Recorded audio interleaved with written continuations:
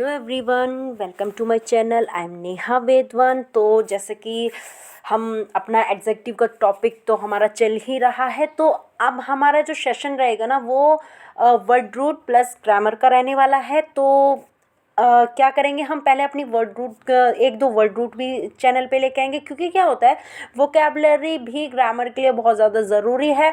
और vocabulary strong आपकी, अगर आप वर्ड रूट से वोकेबलरी लर्न करोगे तो वो आपको बहुत अच्छे से लर्न हो जाएंगी। तो इसलिए हमने अपने सेशन में क्या प्लस कर दिया है, vocab plus grammar. It means हमें वोकैब को अलग से नहीं पढ़ना पड़ेगा, ग्रामर के साथ ही हम पढ़ेंगे, ताकि हमारी जो वोकैबलरी भी स्ट्रॉन्ग होती चले और ग्रामर भी हमारी स्ट्रॉन्ग होती चले। तो आज के सेशन को स्टार्ट करते हैं। तो आज की जो हमारी वर्ड रूट है वो है ईगो।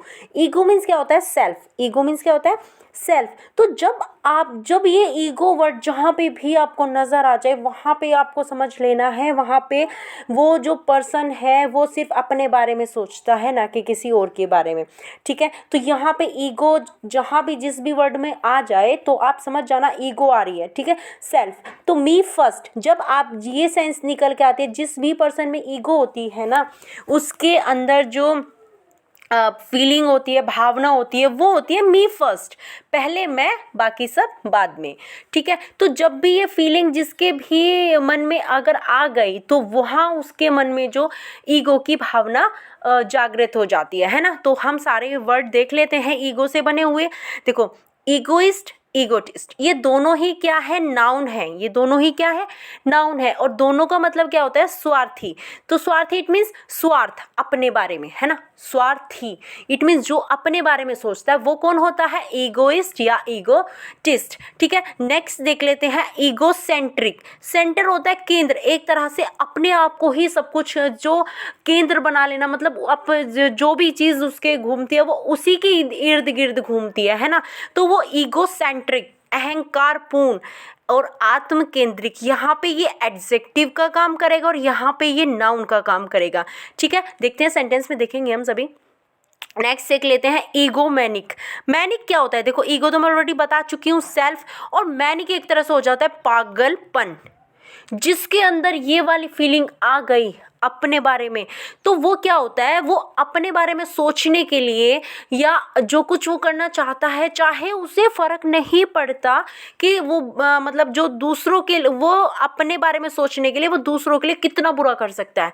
ठीक है, तो वहाँ पे उसकी जो फीलिंग आ जाती है वो मैनिक हो जाता है, वो बिल्कुल पागल हो जाता है। मैनिक होता है बिल्कुल पागलपन, किसी भी चीज़ के लिए जब उसका मैनिक मतलब मैनिक आ जाए तो वो उसके अंदर वो पागलपन घुस जाता है, अंदर आ जाता है। इट मीन्स वो इतना पागल हो जाता है कि वो सिर्फ अपने बारे में सोचता है, किसी और के अपने बारे में सोचने के लिए वो किसी और का कोई नुकसान हो रहा है या उसको कोई हानि पहुंच रही है, उसको कोई मतलब नहीं है, उसे सिर्फ अपने बारे में सोचना है। दुनिया जाए भाड़ में, वो वाली कहावत तो आपने सुनी होगी ना। तो वही चीज़ उसके अंदर आ जाती है ना। तो ईगो मैनिक, बिल्कुल पागलपन जो आ जाता है वो होता है हमारा ईगो मैनिक। इट मीन्स अहंकारी।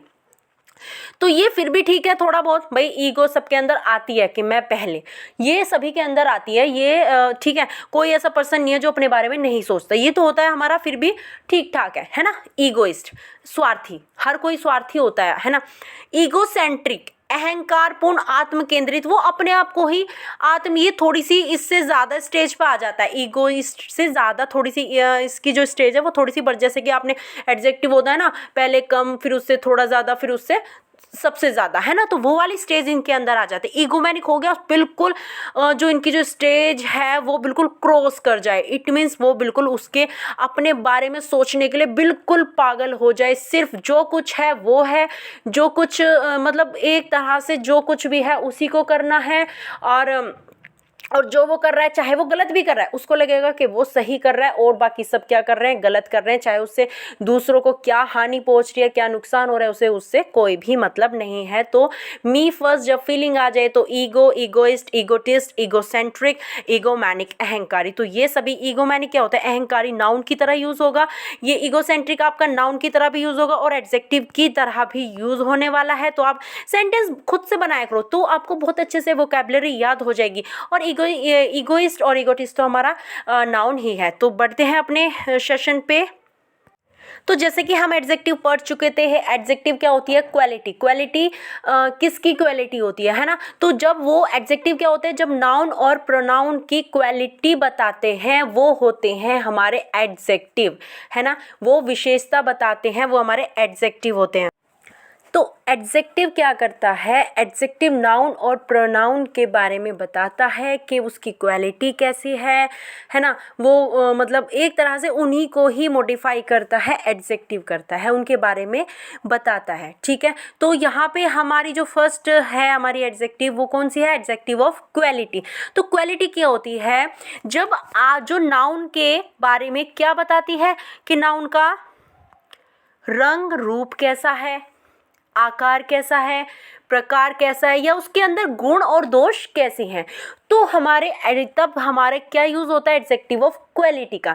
तो वो नाउन के रंग रूप, आकार, प्रकार, गुण और दोष के बारे में बताते हैं। जैसे कि रंग रूप, वो सुंदर है या कैसा है, ठीक है।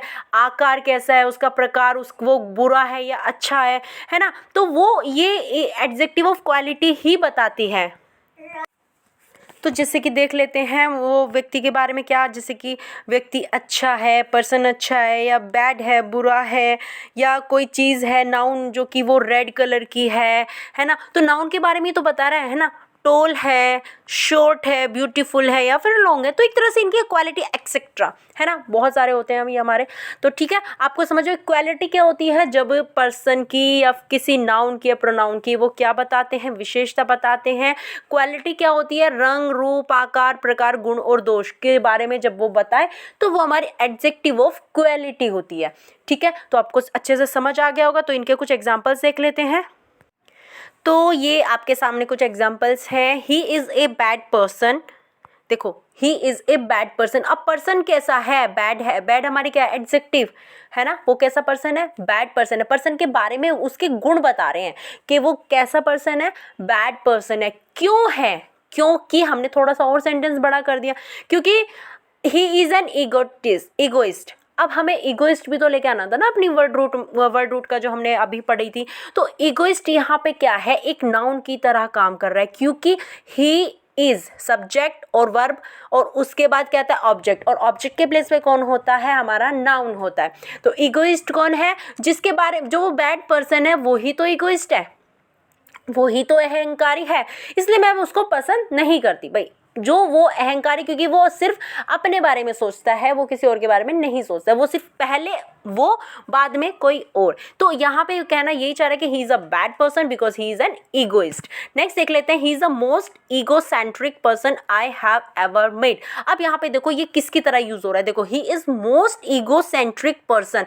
पर्सन को कौन मॉडिफाई कर रहा है, एडजेक्टिव। एडजेक्टिव यहाँ पे कौन है, ईगोसेंट्रिक। इट मीन्स ईगोसेंट्रिक यहाँ पे किसका काम कर रहा है ना। तो यहाँ पे ये एडजेक्टिव का काम कर रहा है। वो बहुत ही ज़्यादा क्या है, आत्म के जो कि आत्म से बना है, आत्म से बना है। ईगो हमारा क्या होता है, सेल्फ, और ये सेंटर, वो मतलब एक तरह से उसी में केंद्र है, ईगोसेंट्रिक, है ना। तो यहाँ पे he is most egocentric person, है ना, आई हैव एवर मेट, के जिससे मैं मतलब ऐसे मतलब मैं कभी नहीं मिला ऐसे पर्सन से, बहुत ही ज़्यादा अपने आप के ही बारे में सोचता है और किसी के बारे में सोचता ही नहीं है, बहुत ज़्यादा ही हमारा वो क्या है, जो जिसके बारे में बात हो रही है, ईगोसेंट्रिक पर्सन है। पर्सन इसके बाद आ रहा है, तो ये हमारा क्या है, एडजेक्टिव है। जैसे कि मैंने बताया था, ईगोसेंट्रिक नाउन की तरह भी यूज़ हो सकता है और ईगोसेंट्रिक एडजेक्टिव की तरह भी यूज़ हो सकता है। यहाँ पे ये एडजेक्टिव है, ठीक है। अगर यहाँ पे आता एन ईगोसेंट्रिक,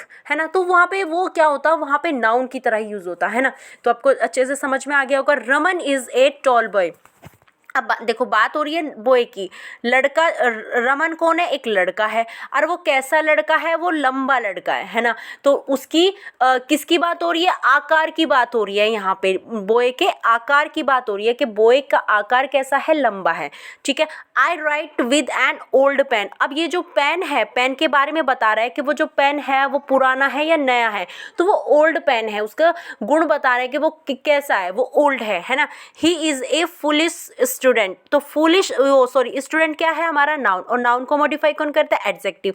एडजेक्टिव हमारा, तो वो जो स्टूडेंट है वो कैसा स्टूडेंट है, वो फूलिश स्टूडेंट है। यहाँ पे उसके गुण बता रहे हैं कि वो फूलिश है। आपको अच्छे से समझ में आ गया होगा। तो आज की वीडियो को यहीं पे फिनिश करते हैं, मिलते हैं नेक्स्ट वीडियो में। और आज की वीडियो कैसी लगी कमेंट में ज़रूर बताना, और प्लीज़ अगर अच्छी लगे तो लाइक करना मत भूलिएगा और मेरे चैनल को सब्सक्राइब कर लीजिए। ओके बाय, मिलते हैं नेक्स्ट वीडियो में।